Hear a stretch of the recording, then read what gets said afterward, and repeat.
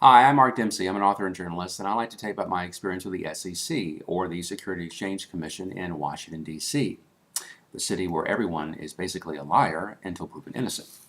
Now, the SEC is a large government agency, and they're supposed to protect the interest of investors.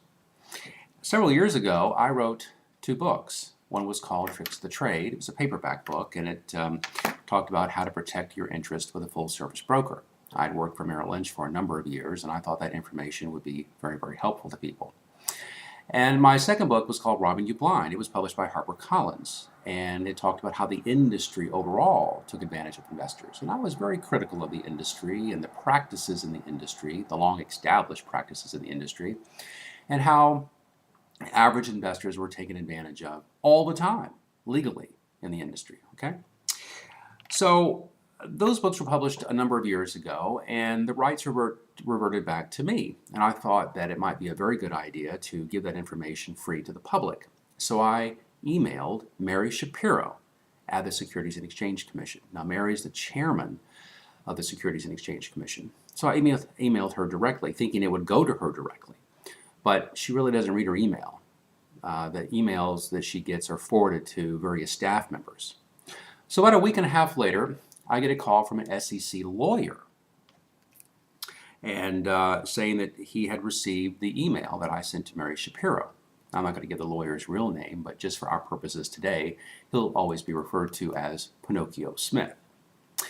So Pinocchio tells me that he would like to go into the SEC library to see if my books are there. And I tell Pinocchio, I said, now look, well, I wrote them several years ago, so I'm pretty sure they're probably not going to be there. He said, no, Mark Dowd, we have an extensive library here at the SEC, and I'm sure they are there. And when I find them, I will give you a call back. I said, really? I said, oh, well, that's great news. I said, that's just wonderful news. And he said, well, just to let you know, I'm probably going to give you a call in 2 years. 2 years?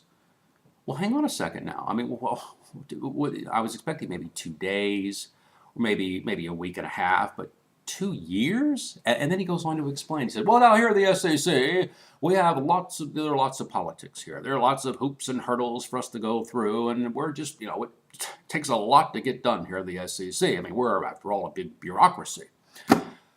Really? Well, there's an absolute shock.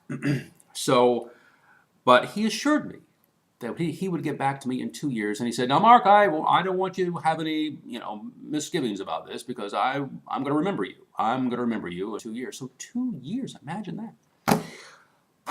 So anyway, did I really believe him? No. Did I think he was just blowing me off? Yes. Do I think the SEC really and truly cares about individual investors? No, I don't. What do I think the SEC really cares about? I think the SEC really cares about large brokerage firms and their interest more than they do the interest of average investors. You see, it would have been a great service to the public to have the information that I had to offer available to the public for free, either on a website or to revamp the material to have the books given out to the public for free.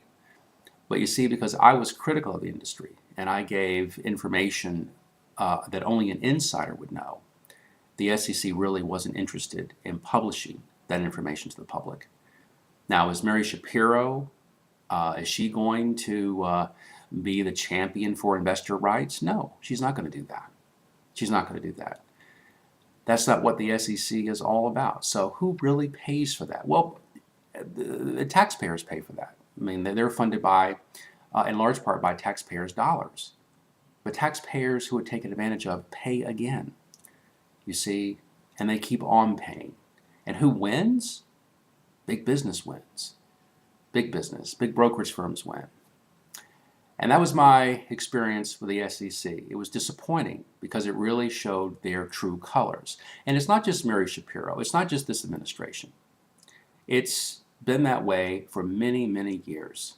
And that's what taxpayers are really getting for their tax dollars. An agency that doesn't care about them, an agency that can do a lot more to protect investors, an agency that is understaffed and underfunded, and an agency that that could do a much better job. And when I think of cases like with Bernie Madoff, when they really knew about what he was doing, at least they had an opportunity to know.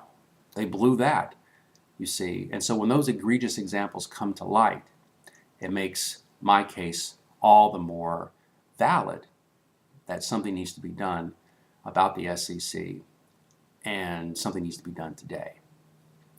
I hope you've enjoyed my talk. If you'd like to ask me any questions or contact me directly, you're certainly welcome to. My email address is markd112@yahoo.com. That's markd112@yahoo.com. Thanks for listening.